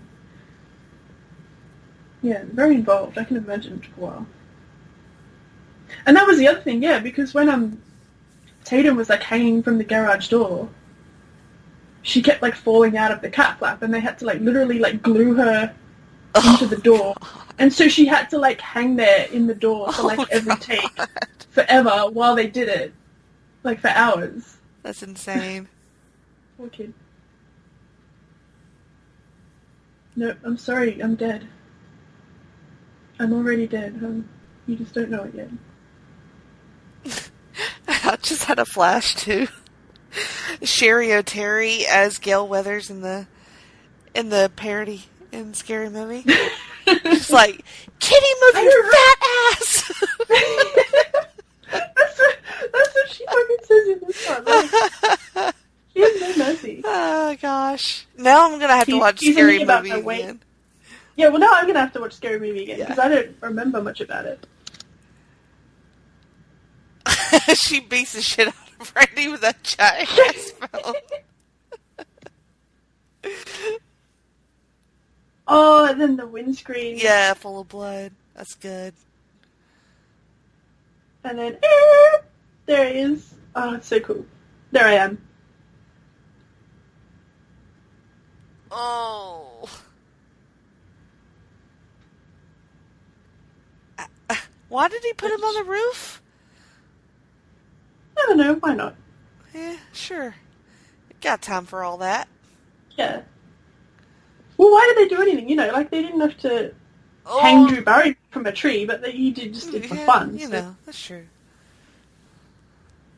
He wanted to, like, keep her guessing and, like, not find him for ages. And then suddenly, there he is on the roof. Boom! Hit the tree. Everything's just fucked up now. Yep. I really like this sequence when she goes in the car. Is this the car part? No, it must be later. Shit. Yeah, that's later. This is where, he turns around and there's a knife in his back. Yeah. That's it. And now another chase around. Now she gets in the car. Quick, lock the door. I don't know why I like that. I guess it's like such a panic reaction. Yeah, it is, and it's like, it's so claustrophobic. Mm-hmm. Like, locking yourself in there while he can see you because it's all glass. And she has to roll up the window bitch, by I got hand. the keys. Yeah. Oh yeah, I do love that part where he teases her with the keys. Yeah. And then he goes such a fucking bullshit. So good. And then it's like, where the fuck is he? And she doesn't see him opening the boot. Yeah, the trunk. yeah. The trunk.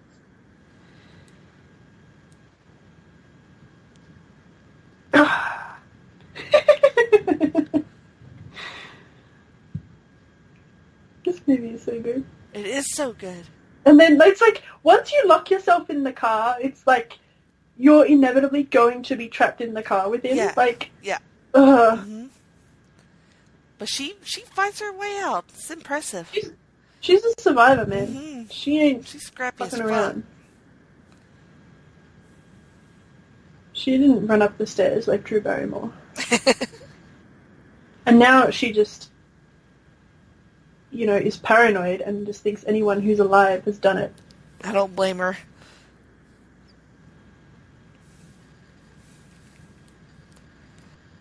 She can't trust anyone, so she just... All right. We're fixing them the both climax, Stacey. Boom! Sorry, guys. Sort it out yourselves.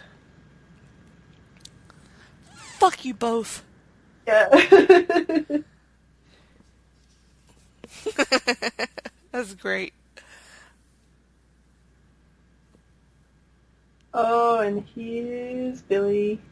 Yep. He's not dead. But he's fucked up and falling down the stairs. Yeah, he does a great job of falling down the stairs, too. Yeah. And he's covered in blood. He almost killed himself doing that fucking shit. Yeah. He's another one that bumps like a... That's another clue, because he also bumps like a motherfucker. That's true. You're right. Need more foreshadowing. Yeah.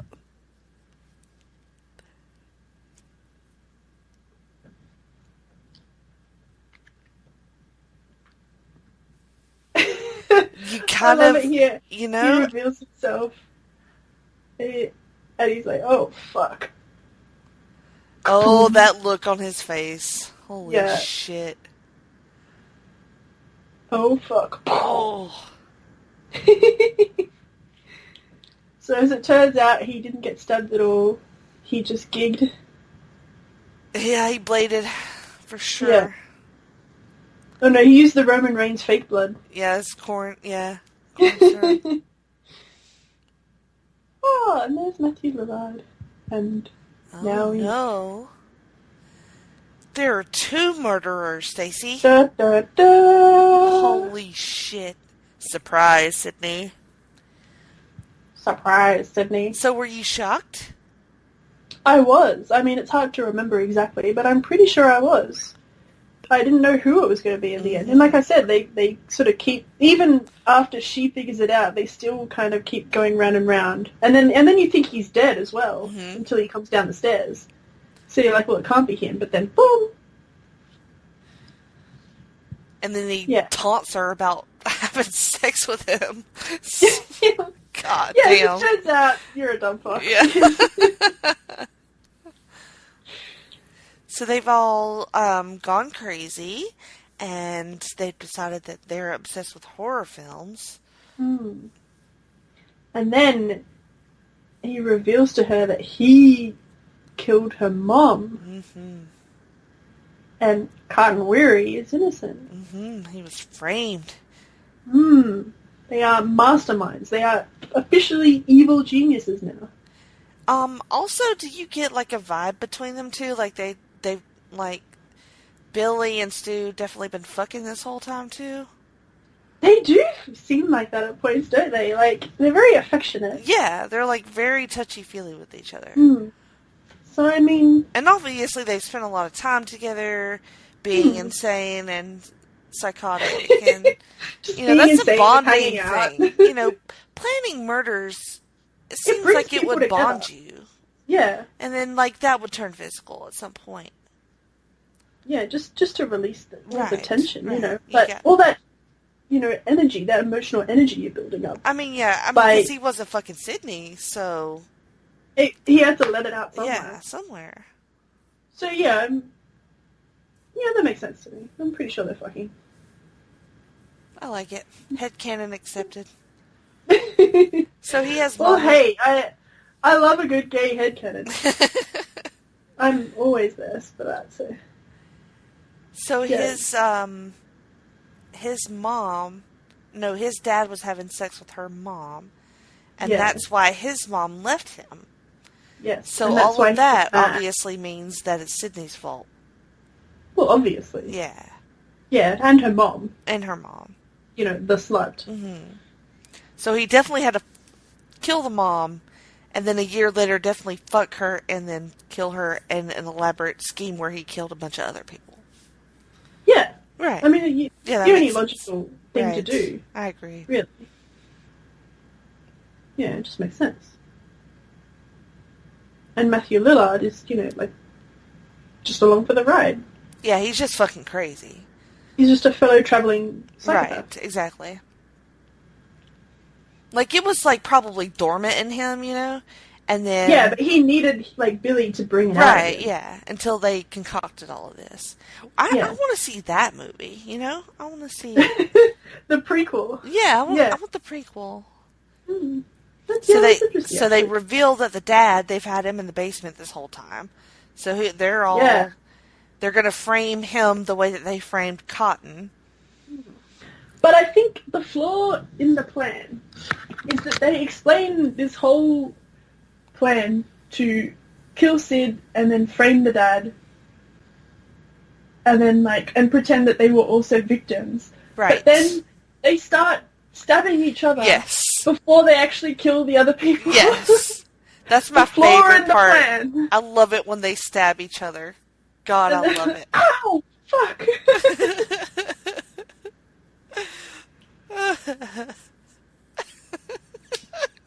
Because they both, I think they enjoy stabbing people so much that they just they just do it too hard. Oh, and then they're like, oh, shit, sorry. I love the way he says, God damn it, Stu!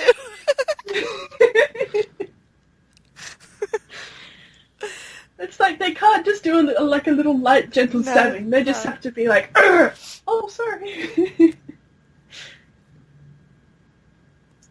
Everybody dies but them. They get to carry on and plan the sequel. Yeah, you gotta have a sequel. See, again, more deconstructing. They just stab each other. Because they do. It's so funny. So good. And then when Matthew Lillard is like, I'm feeling Woozy, man. It's so great. So good. And then like, oh, where's the gun? Oh, they're Someone's just covered not dead in blood. because It's so good. Where's the gun? Yeah. Oh. Boom! Courtney Cox, bitches.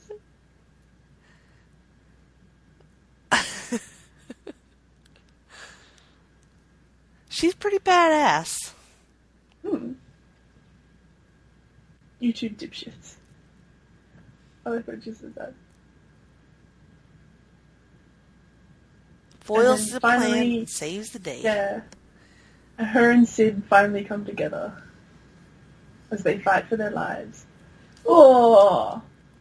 And she takes a big pole bump and then lands on Port Dewey.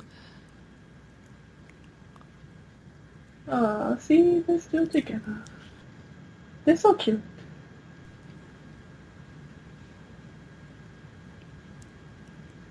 Oh, when he does that neck crack.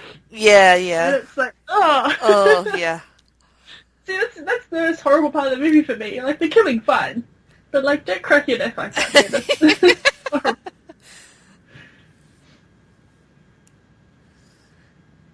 Oh, no. Sid has run away. What now? You dumb asses. Matthew Lillard's losing too much blood here. Yeah, he's fucked up. He's coughing up blood. I'm hurting, man. Hello. Yeah, I really love how she turns the tables on them. Right Yeah, here. should I let the machine get it when the phone rings? Yeah. Yeah, and then she does it back to them. This is a very cool payoff to all the phone stuff.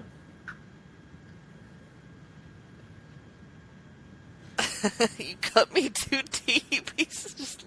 Yeah. Got me too. I'm dying here, man.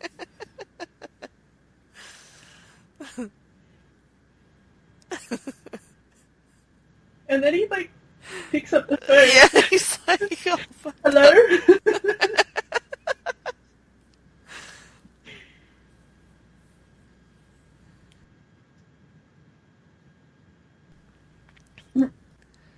Oh, Billy is just fired up at this point. Lost it now, yeah. She calls him a pansy-ass mama's boy. That's fucking hilarious. And then he throws the phone. You fucking hit me with the phone, you dick.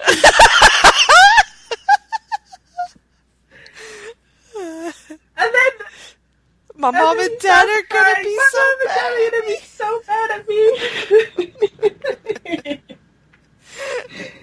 That's the We're just laughing and laughing at his death here. horrible Yes, dead from yeah. multiple stab wounds. It's just well, so he deserved irritating. it. He does. Fuck him. But it was hilarious.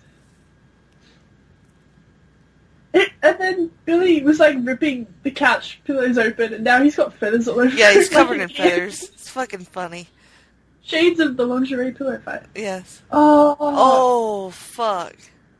She the stabs him umbrella. with an umbrella? God damn.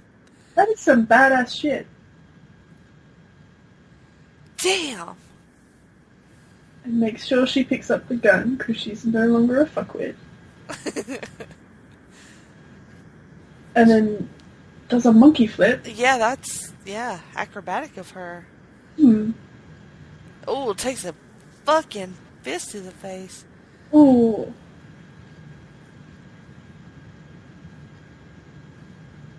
Damn.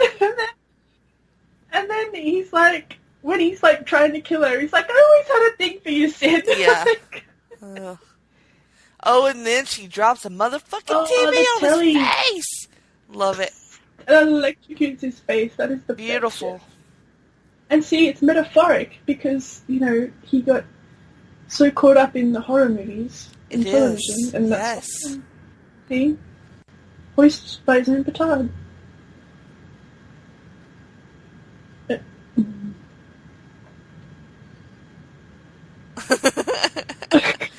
Randy. Lucky he's a veg. Oh no, Billy's not dead. Here he is. And now he's trying to choke her like he choked Drew Barrymore. Oof. Say hello to your mother. Oof. And then... Oh, yeah, when she puts her finger in the... yeah, that's in gross. It's so... Ugh. Gale with the fucking gun. Courtney comes to the rescue. Just shoot this fucker. He is just covered in blood. Well, half of it was fake. Yeah, sure. Half of it's real Yeah, now. some of it's his.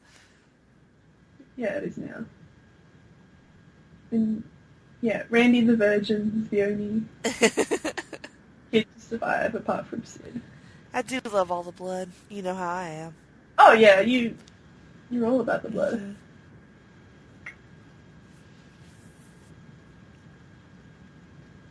Mhm. Can I You got the one last jump scare. This is the moment where he comes up for one last bump. Kapow.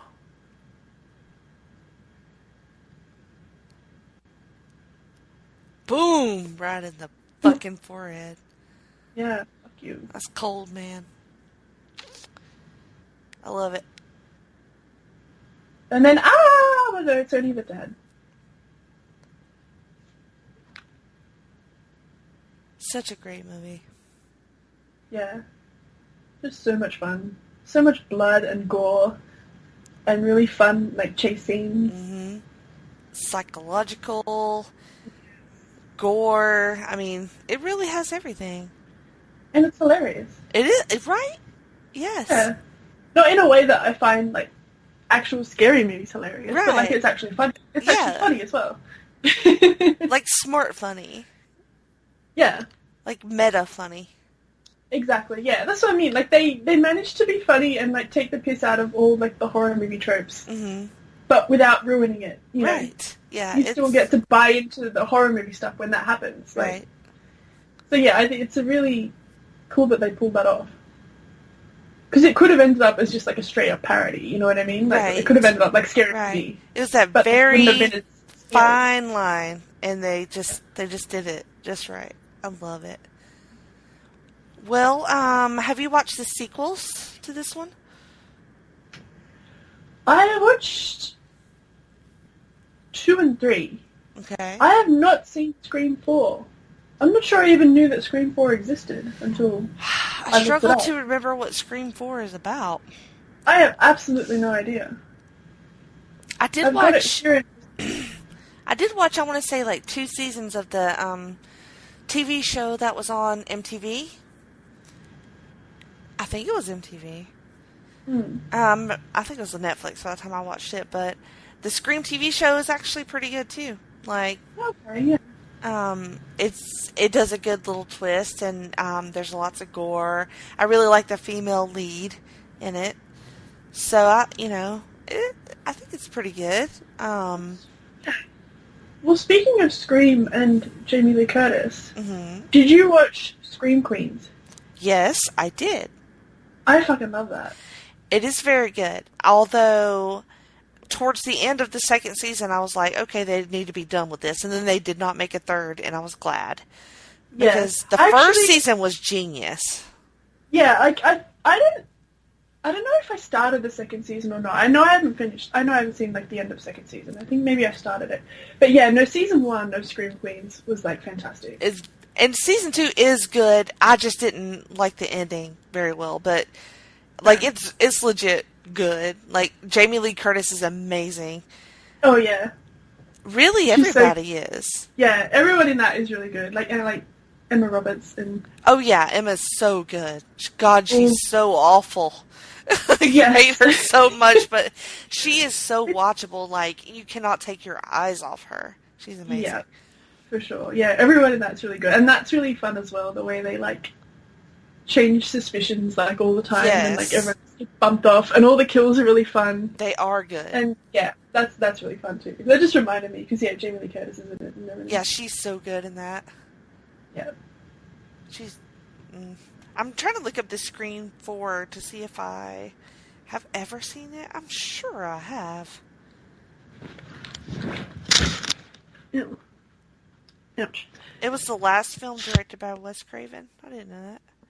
Oh, wow. I'm sure I've Yeah, seen this. I did know that he did all of them. Yeah. But yeah, I honestly, I don't even know if I was aware that there was a fourth one. I know I've never seen it, but I've seen the first three. Yeah, Emma Roberts is in it. That's cool. I didn't know that. Oh, wow. Yeah. That's a good tie-in. I didn't know that. Well, there you go. Yeah, there's lots of people in this. Anna Paquin's in it. Kristen Bell. Oh. Huh. Oh, wow. I'm going to have to seek this out, I think. We'd have to watch this movie. Well, Yeah. I bought the Scream movies in a box set, so that's why I have them on DVD now, so I could watch them for this. So I'm going to watch Scream 4 now. All right, that will be my mini project within a project, is to watch all the Screams with you. So there we go. We'll get around to it. all right. Now that we're done, is there anything that you would like to talk about or plug or anything before we sign off?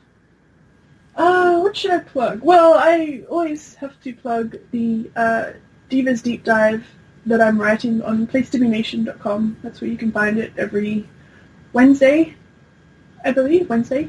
Yes. I don't know what time it is there. Minus it's 2, Wednesday. babe. It's Wednesday night for me, so it's Wednesday for you all. Yeah, where I talk about the divas of wrestling, the divas era of wrestling, and also at the moment, Stephen Graham and I are doing a little mini podcast series talking about the Mae Young Classic, and we'll talk about Evolution when that happens next week. Awesome. Yeah, which you can find on the Pro Wrestling Only feed on Place to Be Nation. So yeah, I think that is about it. Okay, well, I am... Oh, you're on Twitter, though, too, right? I am on Twitter. Yes, you can find me at Women's Sport Sid, SYD, not SID like Sid was in this movie. But yeah, at Women's Sport Sid, and that's me. And you can hear me on Geek and Sassy, on Talkin' Pop, on probably like 10 other shows in the month of October, so... At least. Sorry about it. Don't be sorry. Yeah. You're everywhere, but it's fantastic. And I'm on Twitter at Jenny Cruz, CRUZ2814. And I think that's it. But thank you for watching Scream with me, Stacey, from Down Under. Down Under. No, thank you very much, babe, for having me. It's been a blast. All right. Thanks for listening. Night, night.